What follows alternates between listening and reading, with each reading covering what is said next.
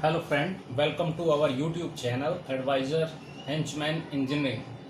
Today we are here to present our patented process, namely a process for weak black liquor conditioning to scale minimization in craft MEs by 95% casticity and raw material washing with weak green liquor.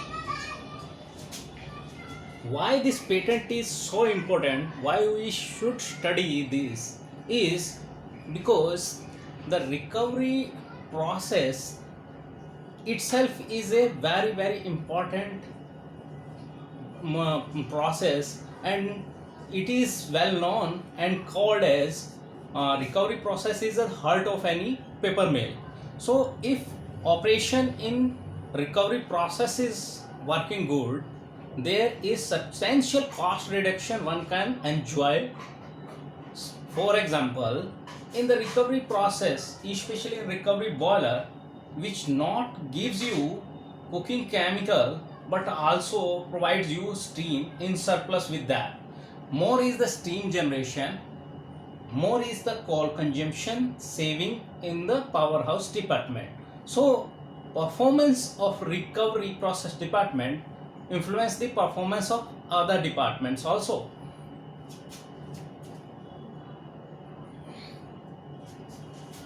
Everybody wants more and more steam generation from the recovery boiler, but this depend on how much solids we are getting from multiple effective operator, and solid concentration in multiple effective operator depend upon how much Na2CO3 and Na2SO4 ratio is there. So this is a graphical representation. If you see, if your mass ratio of Na2CO3 and Na2SO4 is up to 0.3, the scale in the final body will be Na2SO4, and if the mass ratio is up to 1.6, the scale in the final body, that is nothing but first effect of Manisha, the scale will be Burkett, which is nothing but disulfate. And Burkett is acceptable in the most of the process because Burkett is easily washable with black liquor and water. But as soon as your mass ratio increases from 1.6 to 2.1, the scale transition changes from disulfate to dicarbonate. Little bit Burkett still is there, but our scale transition moves from Burkett to dicarbonate, which is hard to remove and hydroblasting is needed. Similarly, if our mass ratio of sodium carbonate and sodium sulfate in black liquor increases more than the 2.1, the scale will be only dicarbonate, which is the hardest scale to remove from.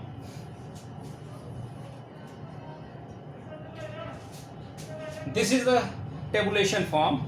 If your solid concentration from the multiple effective operator is 60%, the maximum steam from the recovery boiler can be 2.8 per metric ton of black liquor fired.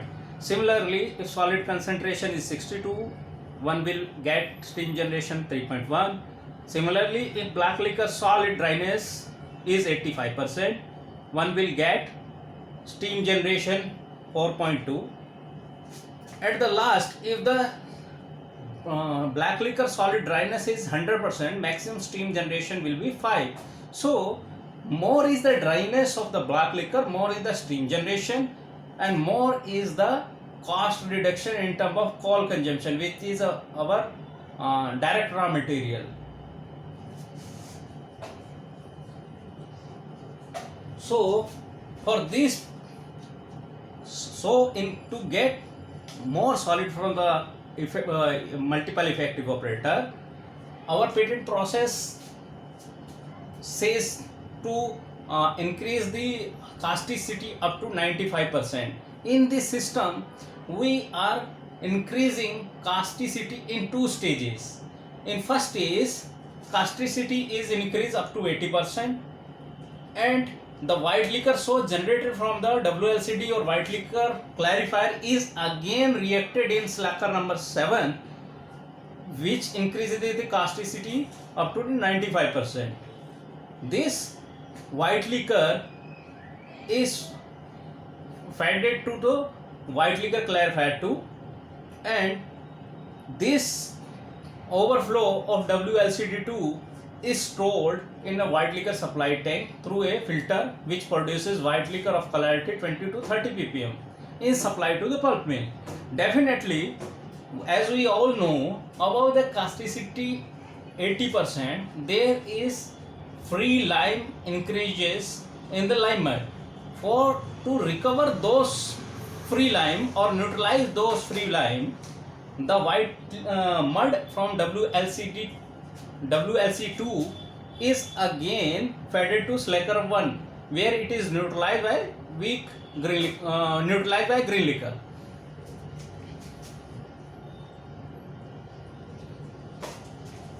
This is a tabulation form. If you see, if our casticity is up to 80%, you will see in the last Na2CO3 and Na2SO4 ratio is 4.29, which is very high. So scale formation above the solid concentration 75 will be dicarbonate, which is the hardest to remove. And in the system, when the casticity is up to 95%, the mass ratio is 0.93.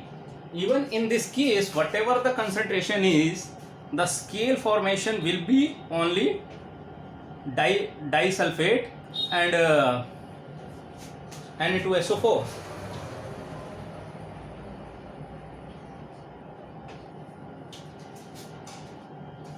Our patent process complete in 2 stages. In first stage, the white liquor is produced of 95% casticity. In the second stage, the raw material is washed with weak green liquor. Why it is so? It is explained here. If you will see the raw material, first we have to see what are the constituent in the raw material. This is the various raw material composition. One is bagasse, wheat straw, wood chips. If you will see, the silica content in the bagasse is 45.88, and in wheat straw it is approximately 60%, and in wood chips it is 23.53. This is the percentage of the total ash obtained by burning bagasse, wheat straw and wood chips. On weight basis, you will see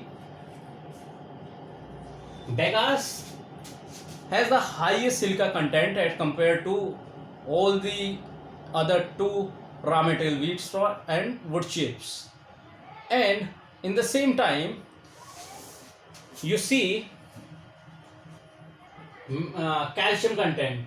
Calcium content is also more in this case of bagasse than in wheat straw, and lesser is in woods. Also, if you see, this wheat straw contains substantial amount of KCl and NaCl. This Na2O and K2O is nothing but in the form of NaCl and KCl. So, if the raw material is leached with weak green liquor and H2SO4, this amount reduces greatly in our patent process. For example, first raw material, either bagasse, wheat straw or wood chips, comes in the aqua separator, which is washed with hot water. This hot water is doesn't have any hardness. This hot water should be evaporated secondary condensate or soft water. So you see, most of the KCl and NaCl and sand is removed by the underflow of this system. Then this material moves to the second aqua separator, where weak green liquor or soda ash with hot water and LP steam is fed.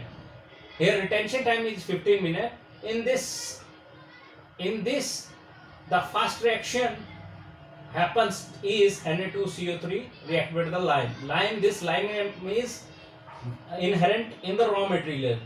Whether it is a bagasse or wheat straw, it reacts with the Na2CO3 and forms calcium carbonate and NOH. This calcium carbonate and other NaCl is purged from the drain. As soon as NOH is formed, it reacts with the alumina. This alumina is also removed from this system. So there are 5 such reactions. Again, after you will see in the fourth reaction, this NaLO2 when it is diluted with the water, it forms of aluminium hydroxide and Na2CO3. So there is expected there is still some NaCl and KCl is left. So when H2SO4 is added in the last stage, it forms by the reaction HCl and Na2SO4 and KCl reacts with H2SO4 and form HCl and K2SO4. So here retention time at least 1 hour is required. Now the importance, why this is important? This is important to make a distinction what is a bad or good black liquor and what is the worst black liquor. So if a black liquor, whether it is produced by agro based raw material or wood based raw material, if doesn't have NaCl, KCl, silica and alumina, the black liquor so produced is better than any.